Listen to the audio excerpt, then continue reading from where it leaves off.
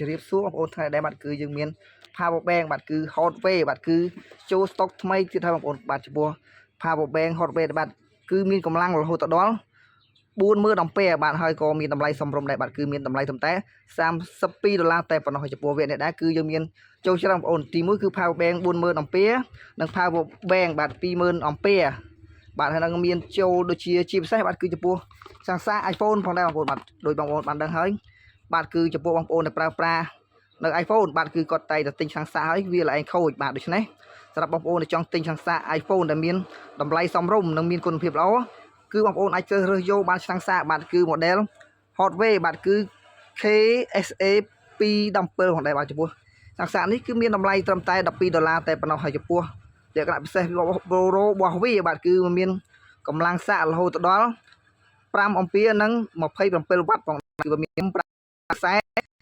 ពេលដែរដូច្នេះការលឿនបញ្ជាក់បាទចុះឆ្លាំងសាក់គឺវាសម្រាប់ទូរស័ព្ទខ្ពស់iPhone X iPhone X 15 Pro គឺវាត្រូវឆ្លាំងសាក់ដែលបាទហើយទូបងប្អូនដែលមុនគាត់មកតែមកសាក់ខ្លះរហូតដល់10 meg ប៉ុន្តែទិញក្នុងតម្លៃដូច្នេះគឺបាទសូមតែសាក់ដែលមានតម្លៃតាមភាសាចាប់ពី iPhone 6រហូតដល់ OnePlus ក្រោមតែបាទជាកម្លាំងវាម៉ាតគ្នាយើងវាបានចាប់ពីអាចប្រើសាកកម្រិតចង់និយាយថាសូវាបានគឺសាកបានដូចគ្នាវាសាកយឺតហើយនឹងវាអាចមានបញ្ហាដល់ម៉ាស៊ីនភាសាថាបងប្អូនភាសាថាម៉ាស៊ីនវាធំយើងសាកវា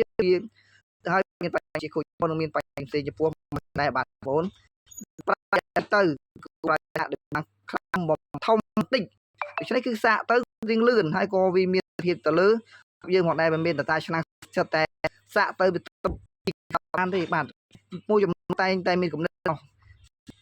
ខ្ញុំសូមបញ្ជាក់បណ្ដាបាទគឺកុំទូរស័ព្ទមួយថា iPhone Samsung Vivo ទេវាសុទ្ធតែមានវ៉ាត់អំពែរបស់វាយើងត្រូវលក់នៅឆ្លាំងសាកដែលមានវ៉ាត់មួយម៉ាតទៀតទៅបងប្អូនប្រើទៅវាមានភាពវាអត់មានបញ្ហាដល់ទូរស័ព្ទយើងផងដែរបាទហើយក៏សូមបញ្ជាក់បណ្ដាបើភាសាថាបងប្អូនមួយជាងយើងអ្នកលក់មួយចំនួនក៏គាត់មិនដែលបានពន្យល់ពីហេតុផលចំពោះអ្នកទិញបាទដោយសារថាពេលខ្លះគឺបងប្អូនសង្ឃឹមថាបងប្អូនជាអ្នកទិញទូរស័ព្ទឬទិញអ្វីៗគាត់មិនដឹងទេភាគច្រើនបាទគឺគាត់មិនយល់ទេគាត់មករកទិញយើងគាត់សង្ឃឹមលុយជាងណាដោយសារว่าយើងជាងអ្នកលក់យើងគួរតែពន្យល់គាត់ខ្លះពីចំណុចនៃបញ្ហាដែលគាត់មិនដឹងបាទសូមបញ្ជាក់បណ្ដាថាដូចនិយាយដល់ដែរគឺអ្នកទិញគាត់អត់ដឹងទេគាត់មិនយល់ទេសំខាន់គឺយើងជាអ្នកពន្យល់គាត់ហើយធម្មតាគឺអ្នកទិញគាត់តែងតែចង់បានផលិតផលដែលមានតម្លៃថោកបាទចង់តាមមិនតាគេមិនថាខ្ញុំបងប្អូនទិញអ្វីចង់បានថោកដូចគ្នាថោកមានគុណភាពតែអ្វីដែលយើងចង់បានថាតម្លៃយើងរកគុណភាពវាកលៈទេសបងប្អូនដូចពីបងប្អូនយើងនៅទូរស័ព្ទ$ដូចដល់2 13 4 5មេ$យើងចង់ប្រើសាកចាក់ថ្លៃត្រឹម$ដូច្នេះតម្លៃបងប្អូនគិតថាវាសាក់មួយម៉ាតគ្នាឬក៏អត់បងប្អូនបាទគួរតែគិតផងបាទដូច្នេះយើងសាកត្រឹម$10ឬក៏មានឆ្លាំងសាកគេថ្លៃយ៉ាងនេះទៀតមិនមែនថាមានឆ្លាំងសាក$នេះវាល្អទេវាមានលើសនោះក៏ណែតាមថាត្រឹមតម្លៃ$នេះគឺចាត់ទុកតែយើងអាចប្រើបានចុះបាទចាប់ពីថាគុណភាពអាចទទួលយកបានបាទហើយមានតែឆ្លាំងសាករបស់ខ្ញុំនឹងវាល្អជាងក្រុមហ៊ុនផ្សេងទេក្រុមហ៊ុនគេក៏មានគុណភាពចំណុចល្អដូចគ្នាដែរគ្រាន់តែថាបាទគឺខ្ញុំធ្លាប់លក់ជាមួយនឹងផលិតផល hardware បាទវាអត់ដែលមានបញ្ហាដូច្នេះខ្ញុំតែងតែ support ជាមួយនឹងក្រុមហ៊ុន hardware រហូតមកដែរបាទចំពោះបងប្អូនផ្សេងដែលគាត់ធ្លាប់ទិញដូចជាកង់ហ្វូឡុងឬក៏ brand ផ្សេងៗគាត់ទំនំតែយើងអត់ចង់និយាយថាប៉ះពាល់ brand គេបងប្អូនបាទថាខ្ញុំវាលក់ hardware ដូចយើងយក brand គេមកប្រៀបធៀបដូច្នេះវាខុសគោលការណ៍ដែរប៉ុន្តែខ្ញុំអត់ចង់និយាយប៉ះពាល់គេទេបាទ